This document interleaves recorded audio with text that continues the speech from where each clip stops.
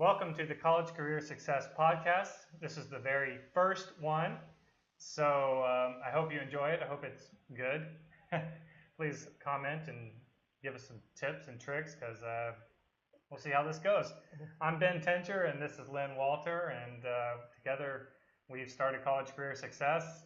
College Career Success is here to help students find their way to college in the best way possible and also achieve success while they're in college and after college. And we want to help students find a major and a college that fits them, and finally and ultimately a career that fits them and that they're happy in, and find fulfillment in that. And but today our topic is simply college must-dos, especially if you're a freshman or headed to college. These are our tips, our must-dos for when you get to college.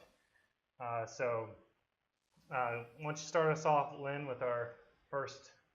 All right. First Well, tip. one of the things that we recommend for college freshmen is just to put yourself out there. It can be uncomfortable. It can be a little unnerving, a new environment, but we recommend that you just take in as much as you possibly can. And that's going to be uncomfortable. It's going to be talking to new people. It's going to be meeting professors. It's going to figuring out the dorm room and the roommate situation and where all your classes are and just a new schedule. And so we're just saying in that beginning semester, take every opportunity to just be uncomfortable by putting yourself out there and gaining new experiences. Because through all those experiences is where you're going to find out what you like, what you dislike, what you're good at, what becomes really difficult for you. And in those moments, that's when you get to stretch yourself and figure out what college is all about. But you can't do that sitting by yourself in your dorm room going, I wish I was back home. And that's one of the things that we recommend.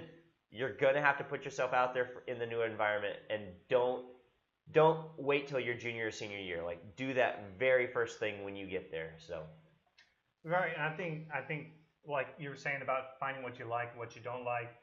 I mean, in high school, maybe you're kind of cast as this specific type of person. Maybe you were an athlete, or maybe you were a theater person, or whatever. College is really a time that you can kind of start over. It's a clean slate, if you will. It's a new environment, new people, a much larger environment typically, if you're going to a larger state school in particular. And so you really have an opportunity to set the stage for yourself. And I think in college there's less casting of people in general. I think in high school you really kind of set into a group a lot of times, but in college it just doesn't happen quite as much or as large, I think, which is a good thing. So you really have the opportunity to do what you want and to hang out with who you want, make friends who you want, and I think that's a really good thing. So don't be shy about or think that you kind of have to play the roles that you played in high school.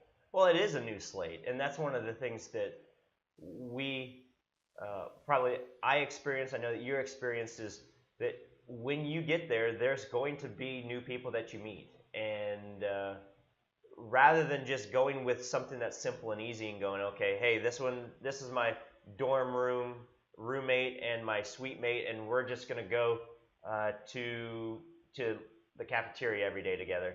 And then you miss out on those other relationships and friendships that you can make by going, well, these are the people that are familiar that first week of college, so I won't keep trying to meet new people, and because it's comfortable or it's uncomfortable to put yourself out there. And that can limit you in your friend groups, in your social experiences. And so that is one thing that, yeah, it's probably going to be tough. But start with the mindset that you go, I'm just going to push through this awkwardness, and I'm going to put myself out there from the first semester on, which will just broaden your horizons to how many different people's groups there are, how many different opportunities there are. But you can't limit yourself in that first week to semester. So if you start with that mindset that I'm like, I am going to intentionally put myself out there, I think your college experience will be much broader and fulfilling if you do that. Right. And I think the last thing that I'll say quick on that is, I think that's one of the largest, most common laments that you hear from more senior college students, whether they're a junior or a senior. A lot of them will typically say, I wish I had started earlier. I wish I had done this, this, and this. Maybe they found their way into a club or an organization or something they really liked in junior and senior year, or internships or whatever. And you hear them say, I wish I had started earlier. Yeah. And that's kind of the whole point of this, is put yourself out there from the beginning. Not to cause anxiety to think that you're not doing enough your freshman year. Not that at all, but just being mindful and putting yourself out there intentionally, as Lynn's saying. I think that's really good. Yep. All right. Our second tip is to go to tutoring. So you're in college to get an education, right? And we talked previously about some of the fun things, but ultimately you're there for an education, and that's something you want to put first and foremost while you're in college. And I think when you get to school, as a freshman, maybe you're overwhelmed. Classes are a little different than you're used to. Maybe they're a little faster, a little harder, or what have you, any of those things. And I think a lot of students are just overwhelmed. Yeah. And I see this very often. I used to be a tutor in college, and I saw this a lot. There would be freshmen in particular, or sophomores, or even juniors, that they were struggling in a class, but they would never go to tutoring. And a lot of these tutoring sessions or tutoring centers on many colleges are completely free to students. Yep. So it's a pretty simple tip, pretty straightforward. Go to the free tutoring, right? Yeah. I mean, well, I think one of the things that we have seen is just the fact that colleges are in the business of educating you. So they want to see you succeed, and they have given you resources. But if you don't go and use those resources, their hands are kind of tied to help you. Like, if you're just sitting alone, isolated, going, man, this homework's so hard, I don't understand this. My professor is not always available because he's teaching other classes or research or whatever.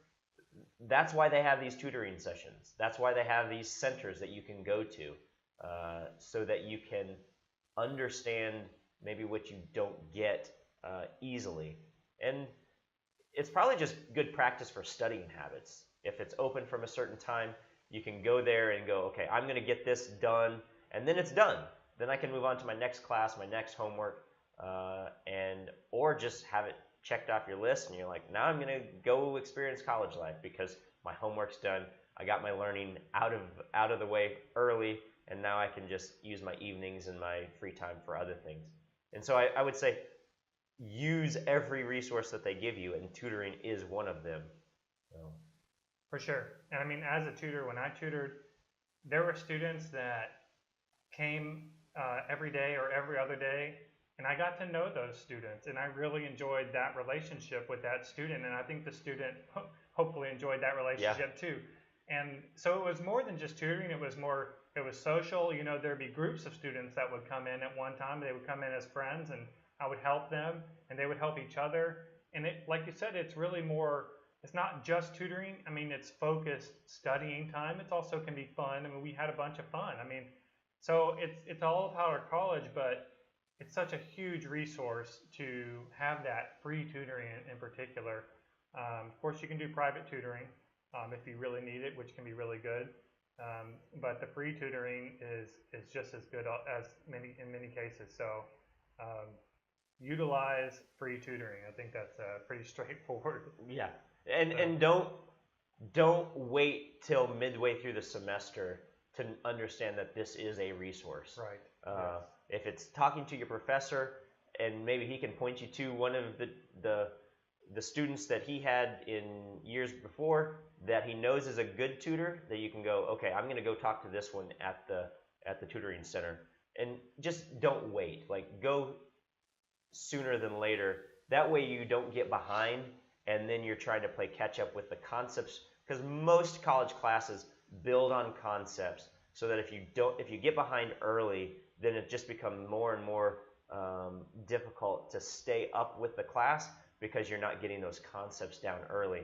And so especially if it's a class that you haven't had any understanding of before. Maybe it's a new class that, maybe it's math or maybe it's a science that you literally haven't had exposure to anything of any one of these concepts.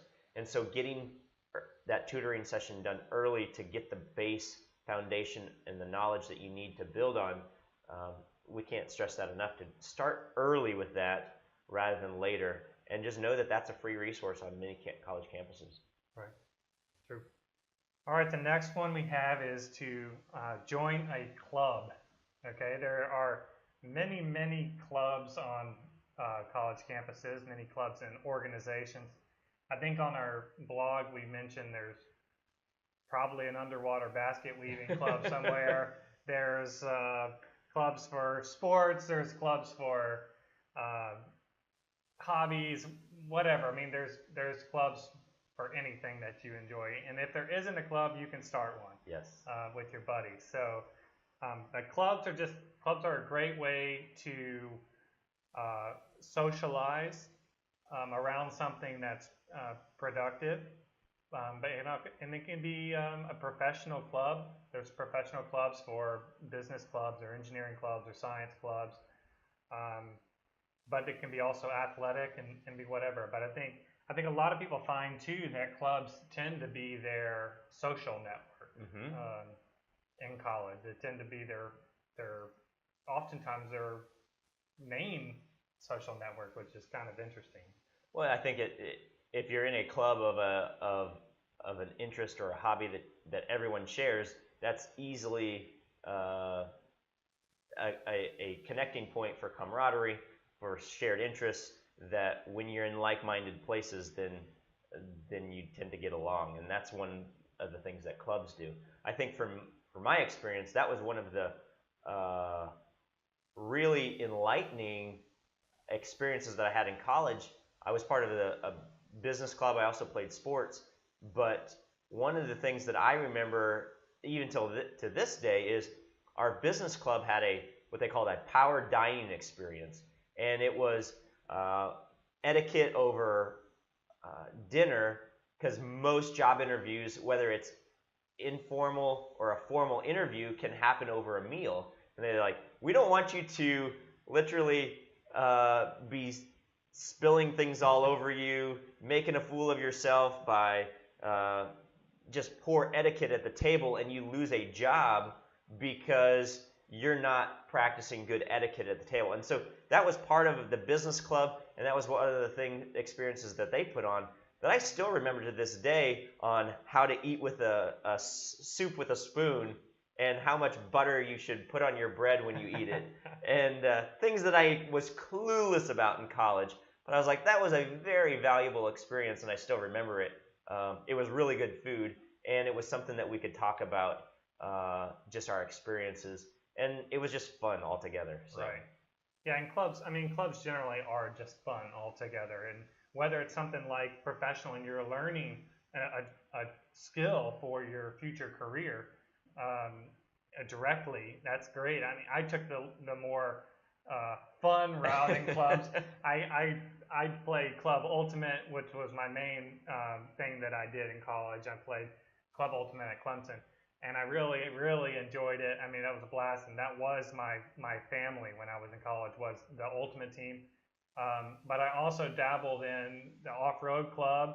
I had a big Jeep thing that was lifted these huge tires. I was in college, and I loved going wheeling with the off-road club. I dabbled in the sailing club. They were an interesting bunch, but I just learned to sail. So, I mean, whatever you want to do, and even if you don't know how to do that, you don't have to know how to sail to join the sailing club. That's part of the reason the clubs are there, is to help people enjoy that sport or that hobby. And you can also just go hang out on the beach next to the water and talk. So there's plenty of good things to do. And to learn something new. Yeah. And I think that's one of the best parts, kind of like putting yourself out there in the club. Yeah. Well, and it's just like, how often do you have a sailboat that you can just go sailing on? Right. Well, join a club, and now you have the opportunity to do that. because it's maybe you find that you do enjoy that, and then you'll invest in your own later, or maybe you find like, nah, I don't really like that.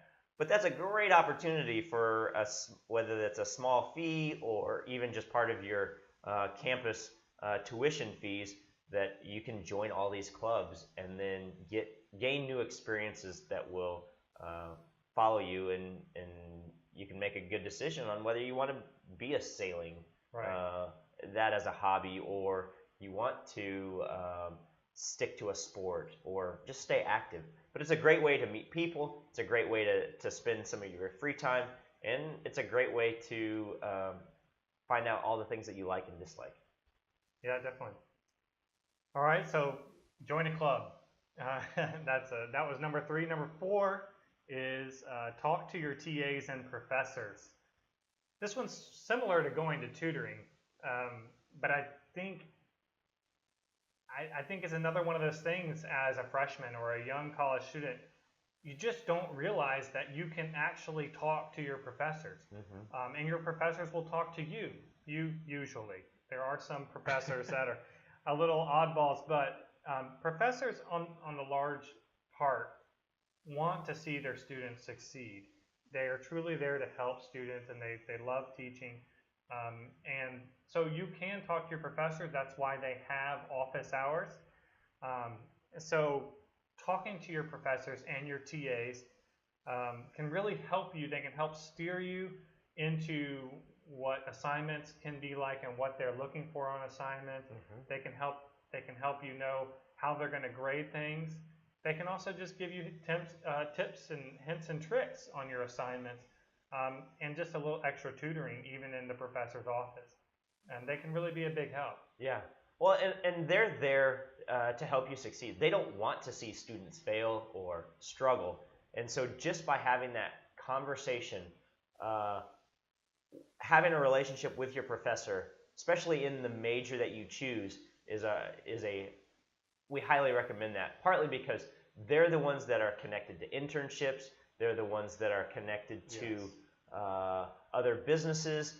And if you ever need a letter of recommendation, it's going to be much easier for them to write that if they know you and you've spent time talking to them, than if you're just one of the students in one of their classes that it's just they've graded your papers and they've seen you in class and taken the attendance. That's the biggest thing that I think you can benefit from just talking to your professor is the relationship. I'm still in connection with my accounting professor, and this is going on 15 years. And so if I ever needed a letter of recommendation, if I was going to need something like that in the future, whether it's grad school or whether it's a job change, all of those connections are worthwhile. And so it's just he's a mentor, he's a lifelong friend, and I think that all started just by having conversations while I was in class, and just being connected to your professors. Sure. All right, our next one, number five, is try something new. So this is kind of what we've been talking about a little bit. Yeah. Trying something new, but maybe this is not necessarily a club that you join for a long time. Maybe this is just something you do one evening, or something like that, just to kind of broaden your horizons and meet new people and do new things. I know a lot of campuses have like dance nights, whether it's like salsa dancing or ballroom dancing. You can go try something like that, and especially if you're like me and you have two left feet, it'll just be a blast. Yeah. Or you could go out to the sailing club for one day. Maybe you're not going to be in it, but you can go try to or go with one of your friends who's in that club. Yep. Or try, I don't know, try whatever is going on campus. Maybe somebody has a slack line set up in the common, greens area. And don't be afraid to try something new, because that's really part of what the social aspect of college is getting out there and enjoying what's going on around you. Well, I think one of the things that I learned is this is one of those things where it's a transition from being under your parents' roof to being an adult and being self-sufficient. And so college is a really good transition to, okay, now it's paying my own bills, having my own car, and doing my own maintenance, and like just being responsible for all the things that it takes to just live, survive, and experience life. And so that's going to take a lot of new experiences. And so that's everything from setting a doctor's appointment, probably, to paying a bill, to planning a vacation. And all of these things are opportunities that you could do or have in college without being just life changing, where like, oh no, this is going to be a do or die situation. It can just be experiences that you try and succeed, fail, or something in between. Just give yourself that opportunity to gain those responsibilities. Well, and I think whether you're making a doctor's appointment for the first time for yourself, maybe that is something new for you, or maybe you're simply just connecting with somebody in a social setting that you normally hadn't done in the past. Mm-hmm. Whether you're doing either one of those, you're gaining confidence and maturing in yourself. Yep. And preparing yourself for a future career or future whatever. I mean, future adult, really. Yeah. And so pushing yourself to try stuff new, whether it's a hobby thing or something simple, is always going to sharpen your skills and hone who you are as a person and an adult. Yeah. So it's really beneficial either way. And the nice thing about it, doing it in college, is you can slowly, incrementally increase those responsibilities, and it's not just all of a sudden you're a high school student one day and you're an adult the next day. College gives you a really broad range to incrementally increase those responsibilities without just having to just dump everything on you at one time. Right, for sure. For sure. Okay, so number 6, study with a friend or a group. So back to the academics again. Don't forget about your classes. College can be a lot of fun, but make sure you're focusing on your classes. And studying is a big part of college. And it can be tedious, it can be boring, it can be awful at times. But I know personally, for me, I've studied in groups many times. And there were times where the group was very, very beneficial. Mm-hmm. There were other times that it was less beneficial. So you have to be a little careful when you study with someone else or in a group. Some groups just talk the whole time and they really get nothing done. Yeah. And that can be fun, but you want to be aware that you're not getting anything done because you're really just wasting your study time. So I recommend finding a small group. A small set of people that you know that are serious about their class and they're serious about studying, and that you can all study together and get a lot done. Yeah. Well, and I think it also helps to give you the experience of how you study best. You will often get projects in groups for many of your classes, and so you can decide, hey, am I a team leader or am I a team contributor? And working in groups, you will do throughout your entire life. And so that is one of the things why they do that so often in college, is because you're often not going to just blaze a trail alone for the rest of your life. You're going to interact with people, with professionals, with peers, with coworkers. And so this is an opportunity for you to get that experience of how do I interact in a group. Like Ben said, there are groups where you will get a lot done, and there will be groups that you don't get much done, and it's more social. Know the difference between those two and know how you thrive in those environments. And maybe you are a people person and you go, okay, I get refueled in this, I can bounce ideas, and those things get honed, but I don't actually get work done, but it helps me process all the problems that I'm needing to face, and then I can go get the work done. Or sometimes you've worked all the problems out, and now you need to come together and go, I need help with this, and then you can get some more stuff done. But those group settings help you define where you best fit and how you best are the most productive. And so I think when you say, hey, study with a friend or a group, it gives you that opportunity to see where you thrive best, because that can also correlate to your work environment too. And if you understand that, then you can look for a certain environment that best fits you.